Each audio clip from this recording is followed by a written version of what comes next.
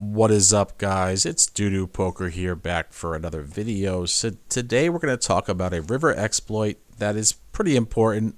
It's kind of tricky, but it gives you a little bit of extra EV, and we used it in this hand history. I'm also going to talk about some minor points, but it's mostly going to be about the river.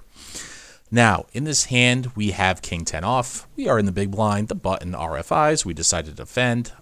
The button goes small for presumably range, and we check raise. A solver is going to be going bigger here, but we know population plays worse versus small sizings.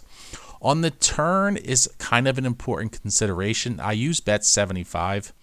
Now, a solver will go over bet here, but we want to look at some notes before we get to the river.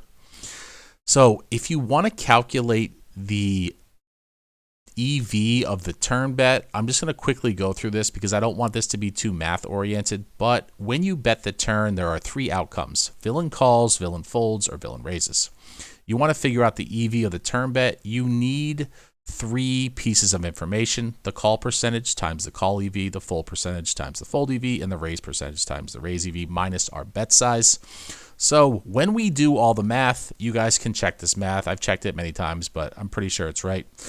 What you figure out is when you bet on the turn, if you're trying to not bluff river, you want to use the overbet size. Why am I using overbet if I'm not bluffing river? Because the alpha on the turn is 60%, but they fold 65. And the alpha on the turn for bet 75 is 43, but they only fold 35%. Now, alpha and MDF do not exactly work on the turn because we still have equity to the pot. So that's why this is a pseudo EV calculation. Real EV calculations down to the decimal do not exist without artificial intelligence. So this is a pseudo EV calculation, but we can learn something from this calculation. We learn if you want to bluff, you want to use the 150 sizing if you're giving up on the river. If you're going to bluff the river, then you use the bet 75 to weaken your opponent's range, and then you get to the river and bluff. So we know in this spot we're going to bluff hearts. If we make our hand with an ace or a nine, we're going to value bet. But the important thing to note is the sizing. What size do I want to use after I bet 75 on the river? Let's go to artificial intelligence and look at the EV of jamming all in. We see the EV of jamming all in is 8.1 big blinds. And we figure this out because we have good blockers and we know they overfold. We see a 76% fold percentage. But what did I do in the actual hand? In the actual hand, I didn't go all in. I left 8 big blinds behind because why?